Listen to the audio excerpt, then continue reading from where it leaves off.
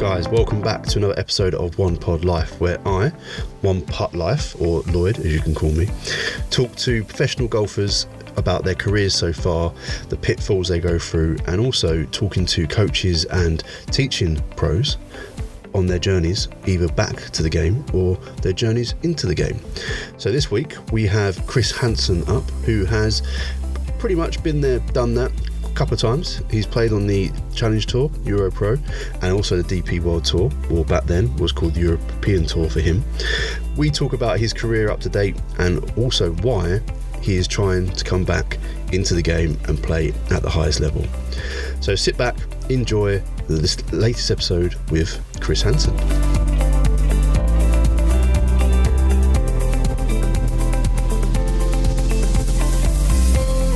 Hey Chris, and welcome to the One Pod Life podcast. How are you doing?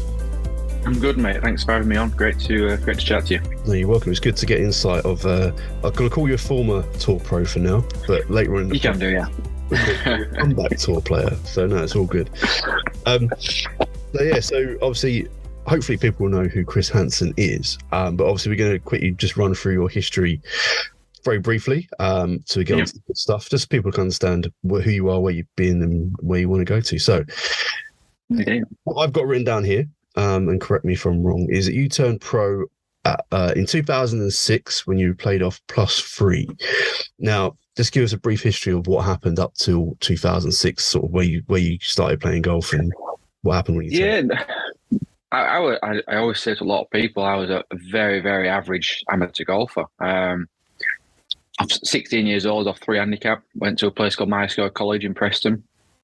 Basically just a great excuse to play golf every day and not do too much studying. That was really cool. Did that for 4 years. When I was 18, I was still off scratch. 20, I was still off scratch. So not really like lighting the world up or anything. Didn't really play anything outside of Yorkshire.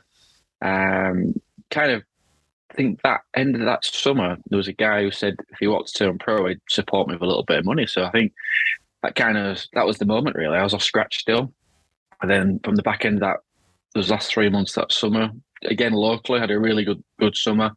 I got down to +3. I had numerous course records, but only, again, locally, just Huddersfield, Halifax courses.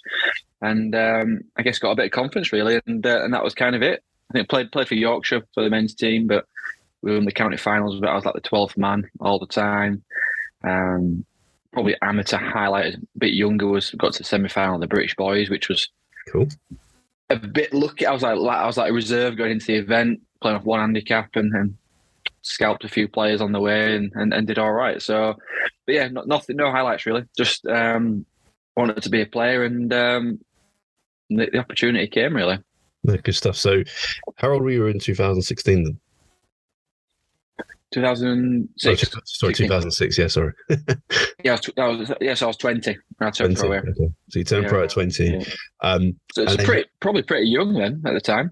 Yeah, I'd say it's pretty young. But from there, you sort of where did you go from there? Did you jump straight onto Euro Pro, or was you doing sort of like the sort of lower sort of satellite tours a little bit? Yeah, I did a few little mini tour things in the lead up to sort of qualifying for Euro Pro. Got through the first stage Euro Pro. Then second stage was, I think it was actually it might have actually been at Filford Heath, and I actually missed the cut by 1 shot at the final stage. And that was kind of it. I thought, that's it, I'm kind of done now. I've not got through qualifying for Euro Pro. I ended up being 3rd reserve for the first event, this 2006. So Wensum Valley, 3rd reserve. I ended up getting into the event quite late, drove down. I made the cut on the mark, and then shot 6 under back 9 on the 3rd round to lead the tournament and finished third. And I remember coming off the course, and I rang my girlfriend at the time. Now my wife is Laura, and I was like, I'm going to be on TV. I might win 10 grand. I'm leading. Like, it was just bizarre. And that kind of then re-ranked me straight away. I think it was a category where you weren't exempt. Top 2 or 3 players got in. So I ended up getting every event. Nice. 2 fell down from grace. I think I finished last in the Azores and second to last in Portugal the next 2 events. All of a sudden, I'm getting on a plane and playing some different golf courses. So kind of fell back down, kind of built my way back up. I was playing okay. I finished 30th. next 2 weeks or something. Mm-hmm. And then I lost in an 8-hole playoff to get my first win in a place called Mornington Grange. Lost to James Rubothan, 8th hole. Okay. So I had a win. I had a second, then a third in like the first 6 events. I was flying high on the order of merit. Rest of the year was pretty steady, and then I won at Bovey Castle. So my first year, I was like so naive to it and kind of threw myself in the deep end and had a first, second, and third. I ended up missing my challenge tour car by, for some reason, I did it in euros, 50 euros. I missed my car by the first year.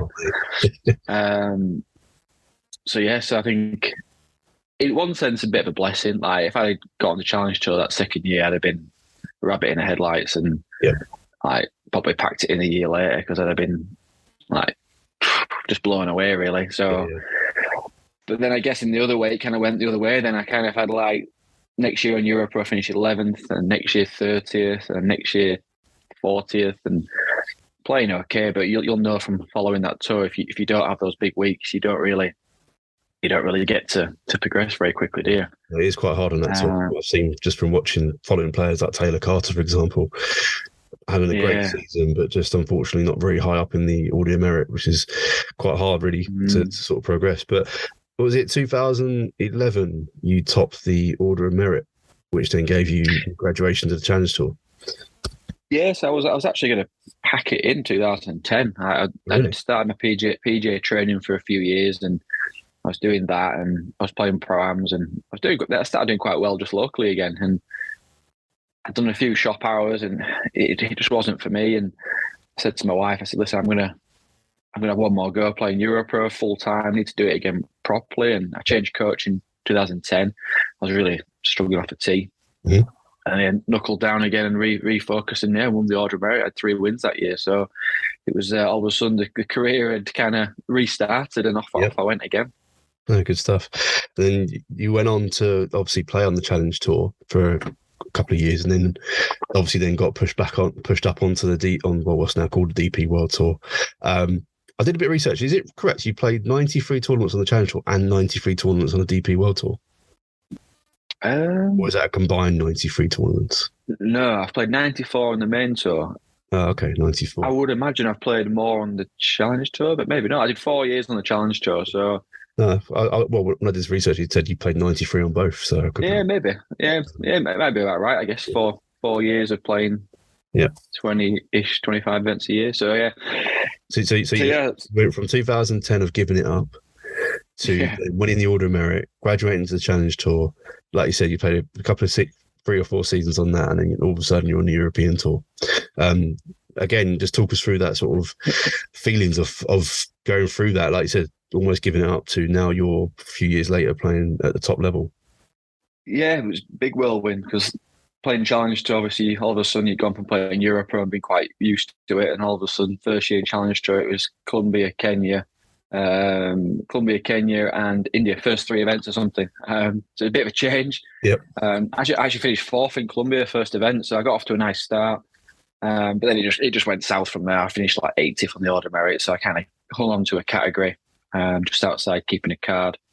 And the second year did the same, really. So it was tough. You'll know it's very expensive to play a Challenge Tour, and again, if you don't have sponsors or you're not playing like really well, then it's a financially really difficult tour to play. So yeah, it was tough again, and then that kind of got me to like 2013, 14, and it was again becoming a bit of a struggle. And I always tell this story. I was playing at Aviemore up in Scotland on the Challenge Tour, which was quite a big event it was at the time. And I missed the cut. I missed quite a few cuts in a row. I'm driving home in my caddy in his VW camper van. We're coming down the motorway. I spoke to Laura, my wife, and we were both in tears. I was struggling, really struggling. Like missed another cut, and we were struggling financially, really on edge. And she's like, "What are we going to do? Like, you need to get a job. We can't do this any longer." And I kind of said, "Right, well, I'm going to paid for the next month up front already. It's all my comms paid for, flights are paid for. I'll play this month, and we'll see where we're at." And that was it. Got home Friday night. Next Tuesday morning, qualified for the Open. And we've gone from nothing to, so I won $3,000 for qualifying for the Open. My sponsor gave me $3,000 to help for the week. Finished last in the Open, you get $3,000. And then I flew to Germany the day after on the Wednesday and finished 4th on the Challenge Tour and won $10,000. So and I was leading with 4 holes to go, and I bogeyed the last 4. So, Okay, it's not good. But at the time, I just wasn't bothered. I just wanted another 10 grand. I was happy. I was like, I've just messed it up, but like all of a sudden, put 20 grand in the bank and carried on playing golf, and it was just another chapter of like, yeah, let's keep going. No, good stuff. It seems like that's quite a common theme at the moment. You're almost getting to not rock bottom, but you're getting to the point where you're not quite happy with it, and then all of a sudden, the determination kicks back in, and you're back in it again.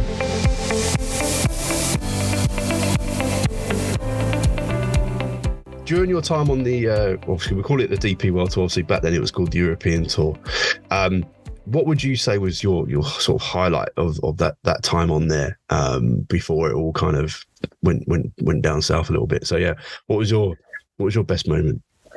Yeah, I think for me personally, obviously getting your card at Q School was great, but for me, I think the biggest achievement, not my favourite result, but the biggest achievement was probably keeping my card that first year. Yep. Because obviously I started the year with the lowest category from Q School. I was the last guy. So to re-rank mid-season and then keep a card that year was, from playing the smaller events, was pretty good. And obviously that set me up the year after to play the Rolex events and things like that. So yeah, that was probably like my biggest achievement. I think like from that category, keeping a card. My personal probably highlight, I had a couple of top 4s and 5s, but I finished 5th in the Desert Classic out in Dubai, which was nice.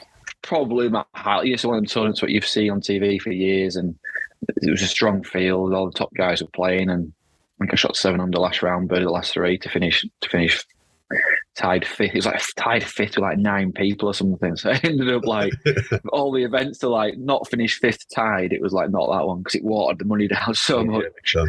But that was probably playing wise, especially at a tournament or an event where like it was a proper birdie fest, and like it's not really my game, really, is that? So it was nice to do it. I had a few friends out there watching too, so it was cool. I think going back to what you said about your biggest achievement was keeping your card that first year.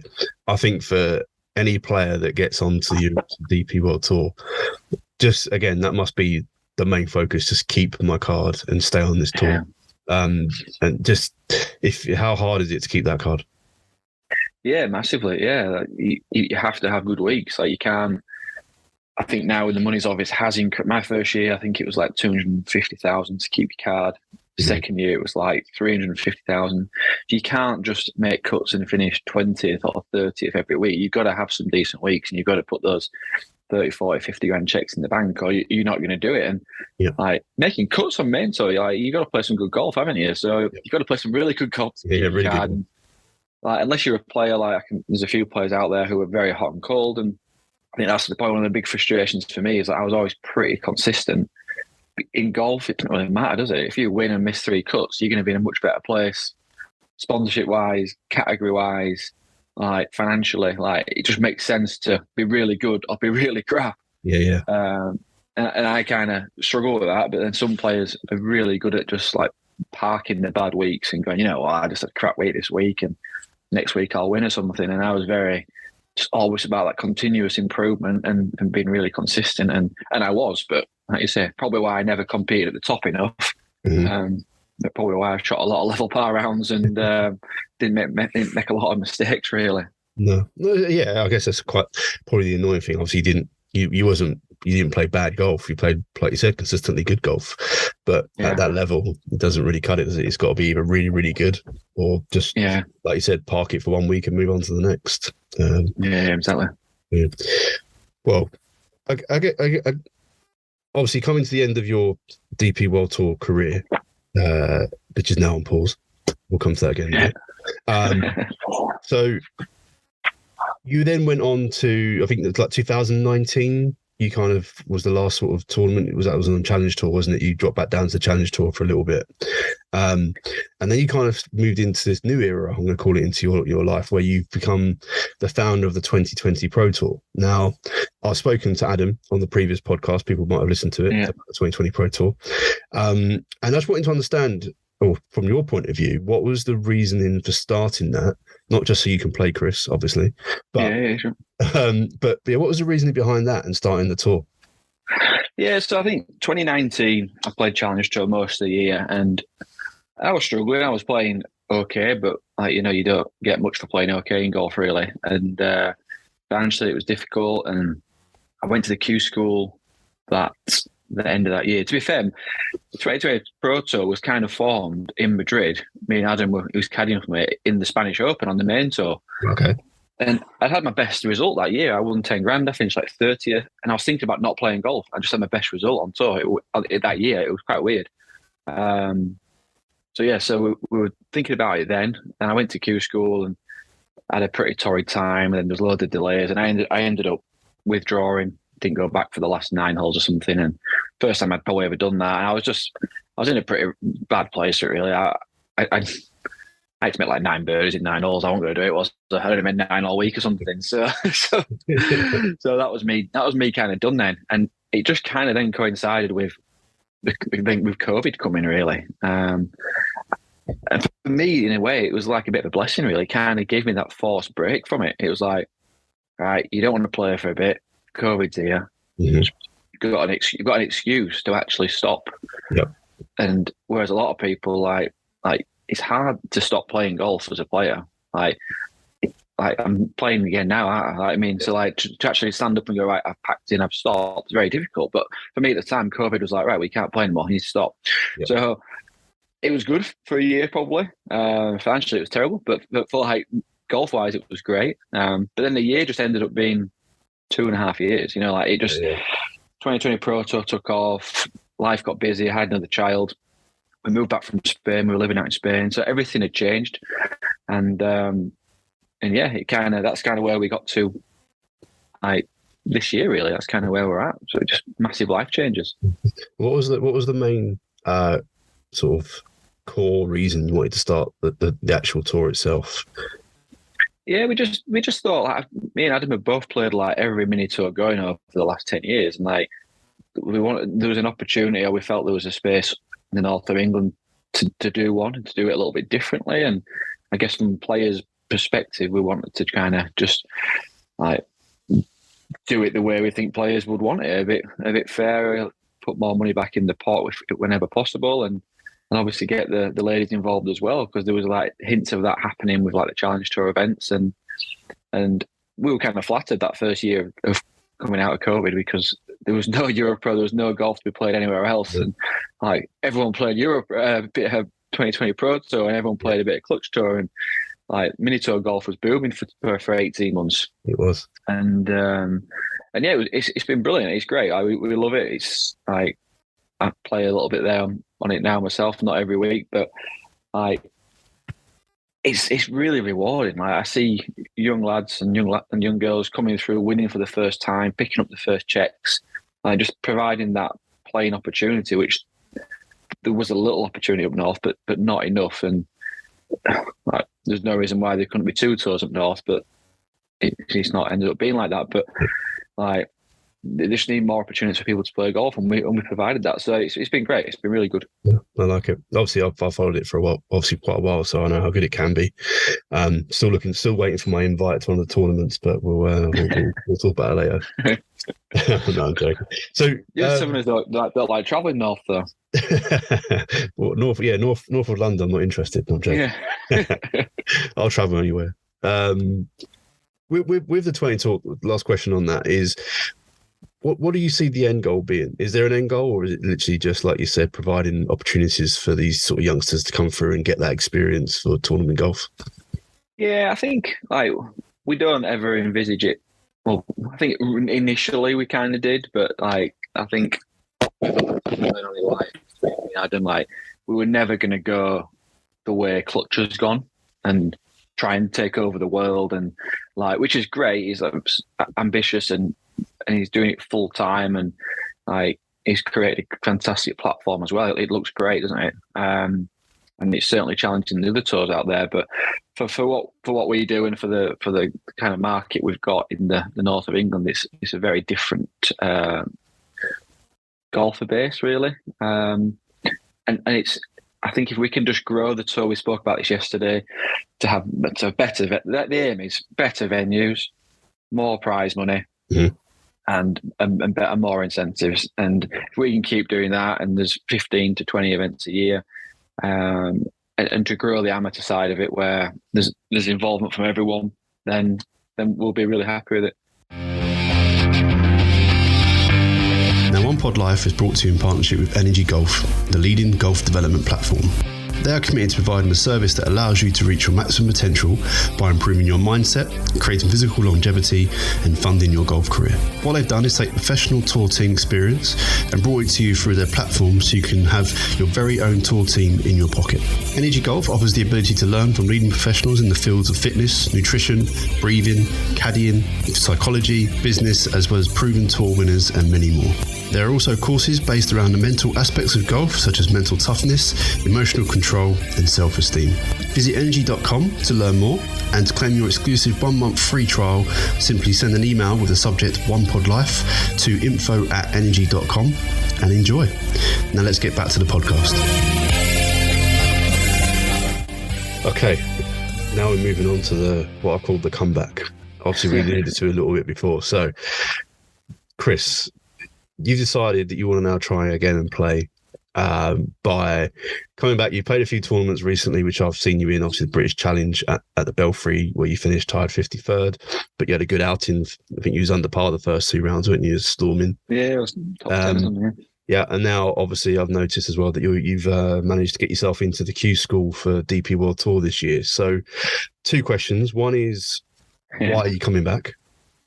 And 2, and the second one, obviously before you answer it, is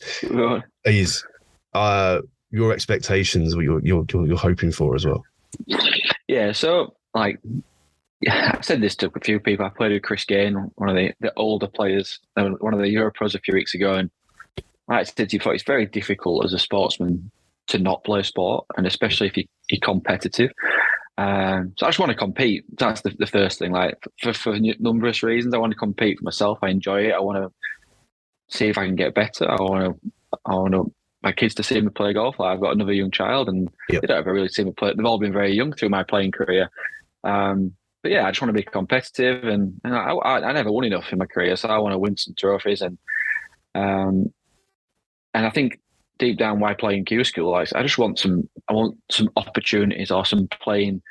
You never know what doors might open. Like, you get a category back on a small category main tour, a full category, or a category on Challenge Tour, and you just look at the way the world's going with Live Tour and golf being spread across the market a bit more. There's going to be opportunities. Like, the opportunities players have had over the last 2 years with COVID have been unbelievable. Like, if I had have not packed in playing, like when I did the category I had in Challenge Tour, I would have probably played numerous main tour events again. Yep. Like, even without having a card, golf is certainly changing, and I think there is an age limit, isn't there? Really, like, you do get to a point where like fitness and age probably does pass you by, and you see guys transferring more to the senior stuff. But I still feel relatively young. Like, I'm not the fastest pup out there, but I can keep up with most guys.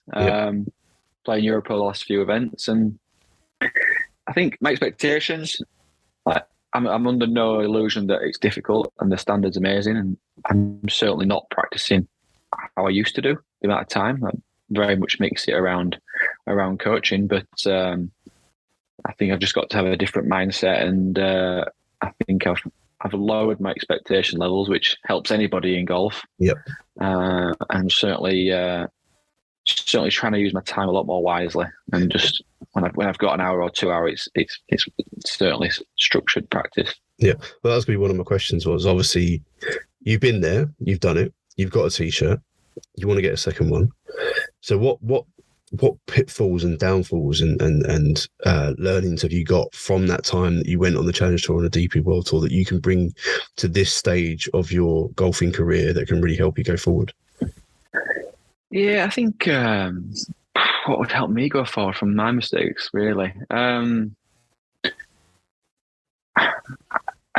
be honest with you, I feel like I need to just keep doing or go back to doing a lot of things what I did very well before. Like, I have a few key things what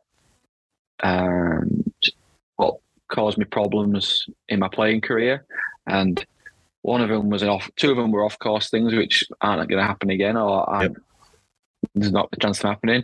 One was what I feel was a massive error chasing distance by changing manufacturers and trying to mess around with equipment too much. And I won't do that. I've just got a set of clubs, and to be fair, they're pretty old and they're pretty battered. But my mindset's totally changed around that. Like, I hit my hands pretty good. The driver's pretty decent. Like, I'm not going to go out there and look for a stealth driver because it might give me 5 more yards anymore. I kind of past that stage. Yep.